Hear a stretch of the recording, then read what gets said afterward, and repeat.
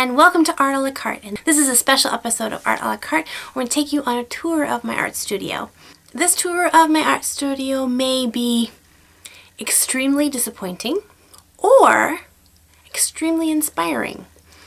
Because when you think of art studios, you think of something like this. Oh, yeah, I wish. Most artists don't have that. But you would at least think of something like this. Yeah, I would love an art studio like that. But most people don't have that kind of room or space in their house or a building to use. And so what do? Do you just not have an art studio? You become creative. So my art studio is in my attic. That's why my studio is called Up in the Attic, because it's in the attic. And it's small, so I make it work. I have to consolidate things. So I have one art desk, and it serves as an art desk, computer desk, editing table, recording studio, and anything else that I need to be at the moment. So welcome to my studio, and I hope you enjoy it. This is what you see when you first walk into my studio. It's cute and cramped. We'll start over here first. This is my sewing area where I do all my sewing and have my fabrics and all that. So this part here is the basic craft and art supply storage location of my studio. And yeah, so I'll take you a closer peek on those parts. This is my main storage container that I use to house most of my art supplies. So on top I have just bunches of glitters and things that I use for different crafty things. I keep them out because they're pretty and I like to look at them. I mean, look how pretty that is. So pretty art supplies get to stay outside. So in this first drawer is the typical junk drawer. Every artist should have one. And it has just that, just junk. But stuff that you need, like an alphabet stamp set. Who doesn't need that, right? Below that is where I keep all my watercolor stuff. Down here is where I keep all of my paints, extra brushes, misket, things like that. Extra little drop rags, things like that. I also love to reuse things. So these are little food container dishes that are just, nice plastic. And I like, those are awesome. So I use them as water dishes. These came out of a box of chocolates, but they're perfect for little water dipping, for mixing trays and things like that. So yeah, I'm a nerd. I keep them. Down here is all my like acrylic craft paints and acrylic paints to paint with. Keep all those in there. So the rest of the stuff in here is pretty much craft stuff.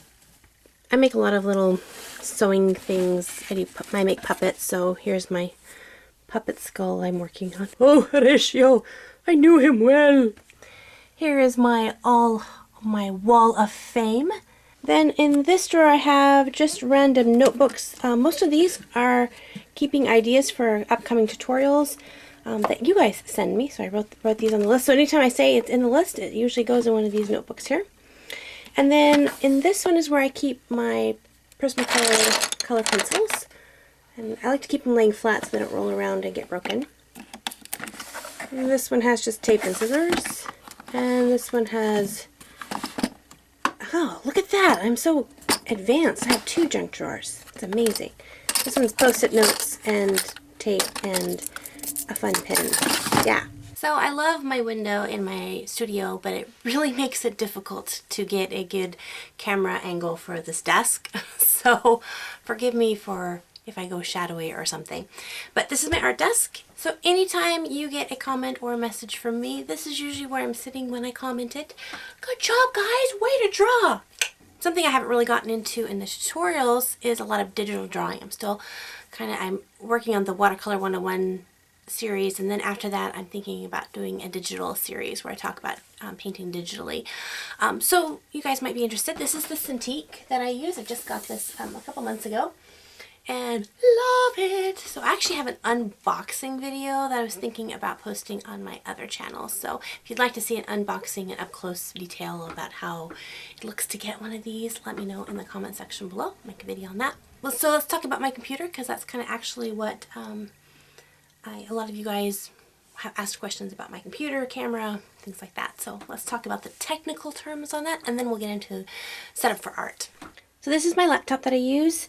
It is a Esperon 5748, if that means anything to you computer nerds out there. It didn't really mean anything to me. I just needed something that could control my art and I could edit videos with and possibly play a video game or two on, and this does it all. So it also has Windows 7 because I absolutely detest Windows 8. Sorry if anyone likes Windows 8. I don't like it. Blah. So I had to get a computer that had Windows 7 on it, so I was lucky to find this one. I also have a separate keyboard that I use, and I'll show a little bit more of that when I show how I draw on my Cintiq, but I use that for my hotkeys. This is how I basically have everything set up for when I do a tutorial, except minus the camera on the tripod because the camera is right here in my hand. So I will show you a picture of that in a second here. But I have my paper usually sitting here, and then I have two sources of, well actually right now I have three because I have the sun. But I have this one, which is my strongest light. Because I'm left-handed, I want my strongest light coming on this side so that the shadow will be pushed this way. But I don't want it to be so bold in my shadow, so I have this light, which is a secondary light source, which has not as strong of a light bulb. And so it doesn't cast too much of a shadow this way, a little bit, but not too much. But it kind of doesn't have it balances it off a little bit. The hardest part about this is I love the natural light, but sometimes the natural light will cause the tripod to cast a shadow here if there's a really sunny day. So sometimes I'll hang a curtain up over my window to block the natural light. And yeah, so that's how I do it. I usually have my computer sitting right off to the side so that if I need to look at a reference photo or Google an image really quick, I can do that. And then have a lot of space over here to put books and photographs over here as well. That's what she looks like, and I'll show you a picture of what it looks like with the camera set up there. So that's kind of what it looks like there. So that's how I record my videos. So everyone's asking, how do you put your camera there? It looks like it's stuck to your head. It's actually recorded upside down, and so when I get my footage, everything's upside down, so I have to flip the image or rotate the image around in my editing software so that it's not upside down. Okay, this is how I have it set up when I'm actually doing my painting. I'll have my paper here.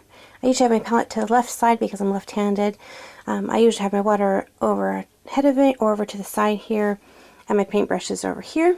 And then I always have a drop cloth rag to wipe up things. I usually have that in my lap. Now, sometimes I am dangerous and I will put my computer here and watch a movie or listen to music or look at reference photos and things like that. And yes, I have spilled my water, and my water has careened towards my brand new computer, and that was not good. So it's a little dangerous, but yeah, that's how I walk on the wild side. Okay, so on my desk I have this container here, which is what I use to store my paintbrushes in.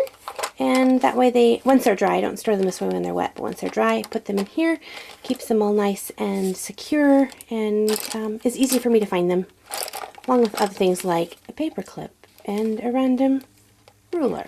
Yeah. So I also have this cute little container that I put my erasers in. Keeps them all together, keeps them relatively hair and dust free. So I have my gummy erasers and my plastic erasers in there. And then I could be slightly obsessed with the amount of pencil sharpeners I have. I could really start collecting them. I try not to let myself because, yeah, that could be crazy. But I keep them all in these little cute containers, and yeah, that's not even all of them. More. He doesn't sharpen well, but isn't he cute? He's so cute. I love him. For my pens and pencils, I keep them in this handy-dandy container that I bought at the Dollar Tree for $1. Yeah. And so I keep my pens on one side and my pencils on the other side. And if you're interested in what types of pencils and all that, I have a video that I did on all about art supplies. Check that out, and I'll kind of go through details. But this one here is the most highly requested what is that I use. And so if you have watched the How to Doodle video or seen this and you've asked, what's that pen she's using? It's probably this one, which is the Liquid Stylist pen. So in my window I do have some cheery things. I have my little How's It Going flower, which sometimes makes too much noise. I have to put him away when I'm recording a video because he makes a noise. Every studio should have some fun decorations. I got these from my trip to Cambodia, and so I have them hanging in my window. And then I have my pretty key and my fun puzzle. Can you see what it says? Oh, so cool. My uncle made that for me. And then just to show off a little bit of my geek and nerd at heartness, I do have my Strawberry Shortcake, original Strawberry Shortcake collection over here. If you want to get really nerdy and technical, I have a Luna doll. There you go. That's my studio. So it's not all that exciting. I hope I didn't build it up to be like something super duper exciting, and it wasn't that exciting. But I think it's great. And the thing I like about it is it's a studio that just about anyone could have. Even if you are living in a one-bedroom apartment, you can still take a corner of your apartment and turn it into a studio. So I encourage you, find a place in your house that you can just dedicate to doing the things that you love to do, whether it's drawing or painting or sewing or playing music. I got my guitar back there. Sometimes I actually play it. Not very much, so I'm not very good. If I practice more, I would be better, because if you practice at something, then you get better. But when you practice guitars, you get blisters on your fingers. So I don't practice very much. So where do you like to draw and do art? Do you have a desk that you do it at the kitchen table? Do you like to just sit on the couch and draw while you're watching TV? Do you like to do that in the car? Thank you guys for joining me in this tutorial, or not tutorial, in this tour of my art studio. If I didn't touch on something that you wanted to see a little bit more with, let me know in the comment section below. Like, it was really hard for me to actually record like far back scenes of my art studio because of the window, which gives me great light, but makes for really bad lighting in recording video facing the light. So thank you guys for joining me, and until next time, God bless you guys, and we'll see you later. Bye-bye.